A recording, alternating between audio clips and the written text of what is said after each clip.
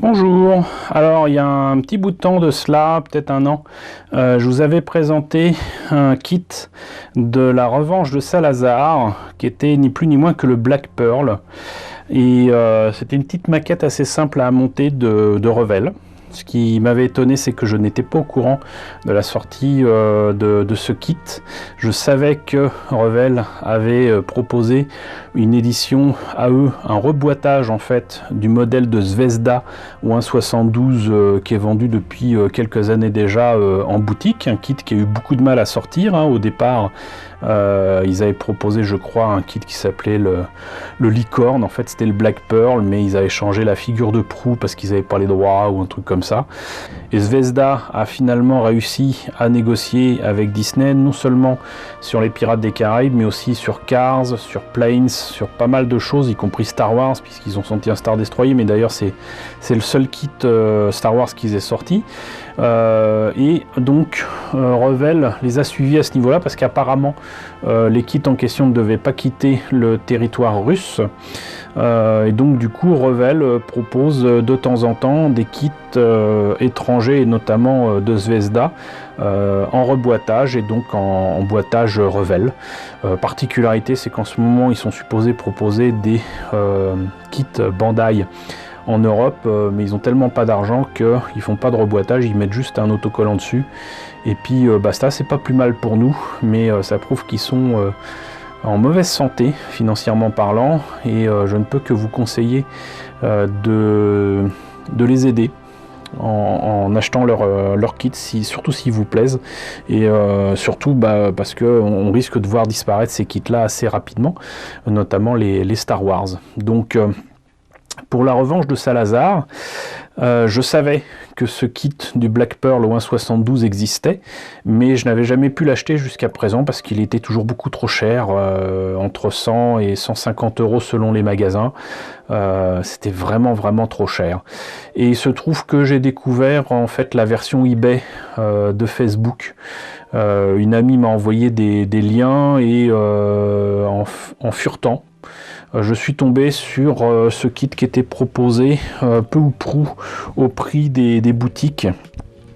Et d'ailleurs, en contactant le vendeur, c'est lui-même qui m'a dit: mais vous savez, en ce moment, si vous regardez bien sur Amazon, il n'est pas si cher que ça, là il est à 90 euros, etc. Donc quelqu'un de très honnête.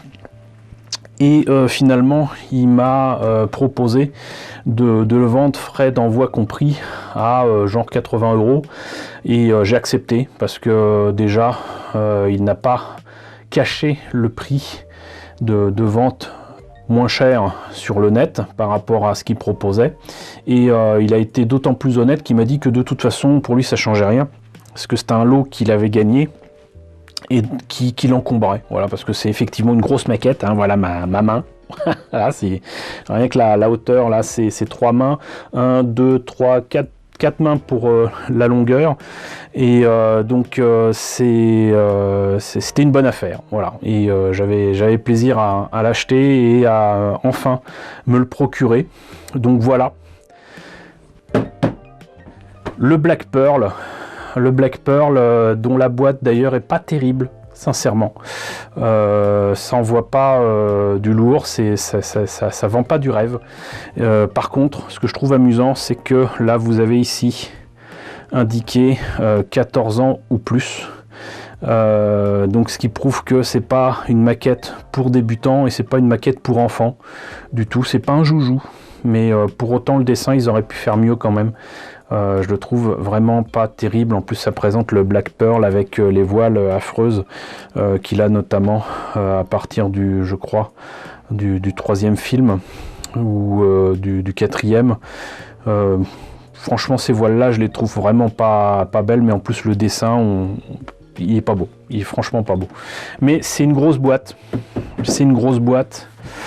Là, on a une petite idée de ce qui nous attend à l'intérieur. Hop. Là, des images du modèle monté et peint. D'ailleurs, monté et peint, faut le dire vite, c'est quand même assez basique. Et pour la boîte, on a fait le tour. On a fait le tour, donc si je l'en mettais de droit déjà, ce serait bien. Et ce que je vous propose, c'est qu'on voit à l'intérieur les très nombreuses pièces qui sont dedans. Alors, la notice. Je crois que c'est la seule notice qui est, tant mieux. Voilà. Donc la notice, noir et blanc quand même, pas génial. La photo aussi sur la notice, elle n'envoie pas du rêve. Hein. Apparemment, les voiles sont en plastique dur. Donc, beaucoup de blabla dans toutes les langues. Un listing des pièces en présence, visiblement. Toujours utile pour se rappeler où se trouve telle ou telle pièce. Ça peut toujours être utile. Ça continue là, mais à une échelle différente, je dirais. Hein. On voit que c'est délivré d'ailleurs avec pas mal de rouleaux de fil pour faire les haubans. Et apparemment il y aurait 2 versions. Mais ah d'accord, ok, c'est que ça. Donc soit les écoutilles ouvertes avec les canons sortis, soit les canons à l'intérieur sur le pont et les écoutilles fermées. Oui. Ce qui me semble quelque part assez logique. Donc on commence visiblement par les différents ponts. Les canons, qui sont plusieurs parties. Bon, 1,72 c'est normal, mais ça aurait pu être en une seule pièce. Donc les bords de la coque, hein, on va dire. 15, 16, 17, c'est pas très facile à suivre. Parce que là, qu'est-ce que c'est finalement? Est-ce qu'il y a le fond du bateau là déjà? C'est pas très clair, c'est pas très clair. Parce que là, on voit très clairement qu'il y a le fond du bateau, mais à quel moment on l'a mis? Est-ce que c'est là? Oui, apparemment. Oui, c'est là, d'accord. Ouh là là. Bon. Et apparemment, il y a des options sur pas mal d'étapes. Hein. Là, il y a version 2. Où est la version 1? Je vois pas. Bon. Pas clair. Des pièces transparentes pour les vitres qu'il y a du côté de la cabine du capitaine, on va dire. Ça peut être remplacé, je pense, par des choses un peu plus fines, mais on verra. Le gouvernail. Ça, je sais pas trop ce que c'est. Un kiosque, on va dire. Là, les décorations qu'il y a au fond du bateau, c'est le truc qu'on reconnaît le plus. Hein. Les escaliers. La seule chaloupe qui permet de descendre du bateau et d'aller, par exemple, sur la côte. Ne peut pas contenir tout l'équipage en tout cas. Alors les noms de bateaux, je connais rien, donc la figure de proue je connais, mais alors là, je sais pas, ça peut être le cabestan comme ça peut être autre chose. Là il y a les écoutilles, ça je sais pas trop ce que c'est, ça doit être certainement pour tenir les haubans et sur le bord du bateau. En fait là c'est vraiment les parties qui seront les plus chiantes. Là c'est des espèces de lumière ou quoi, qui doivent permettre certainement d'éclairer le pont en pleine nuit. Là je suis assez étonné puisque là nous avons une partie du mât qui est en 2 parties. Ça je m'y attendais pas, je pensais sincèrement que ça serait pas comme ça. Donc ensuite certainement tout ce qu'il faut faire avec les bouts de ficelle. Ça sera très très gourmand en temps aussi et en précision. Et c'est pas fini parce que après il faut mettre des fils entre les mâts et les voiles. J'aurais bien aimé avoir sinon en plastique fin, sinon carrément en tissu. Mais ce qui prendra le plus de temps, c'est très clairement les voiles. Très très clairement. Donc voilà, c'est pas super facile à suivre. Et puis en plus, J'ai jamais fait de bateau, donc voilà, le Black Pearl est une exception. Donc là, très clairement, des grappes qui sont toutes identiques pour les canons et les haubans. La fameuse quille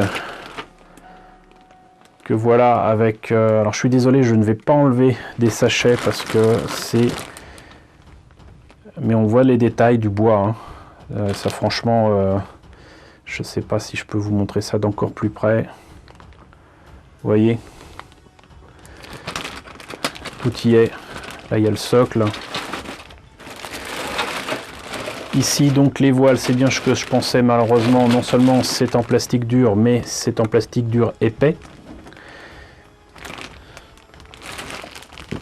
Le reste du pont.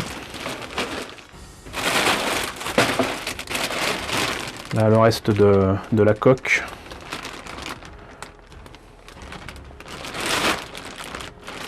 Et des voiles. Oups. Ici, donc le reste du bateau, avec notamment la passerelle. Ah, je suis assez étonné, il y a des haubans quand même en plastoc. Donc il n'y a peut-être pas nécessairement beaucoup de fil à mettre, je sais pas, c'est peut-être à choisir. Et donc on a ça en fil, ceci également, hop, il y a ça. Et là je suis très surpris parce que il y a les drapeaux pirates, mais c'est sur du papier, on dirait une vulgaire photocopie. C'est assez bof, ça c'est assez bof. Voilà. Mais bon, sinon, même problème que d'habitude, hein, même problème que pour le Star Destroyer. Je sais pas si c'était comme ça pour la maquette originale de Zvezda, je l'ai vu qu'une fois, donc je n'ai pas la taille en tête.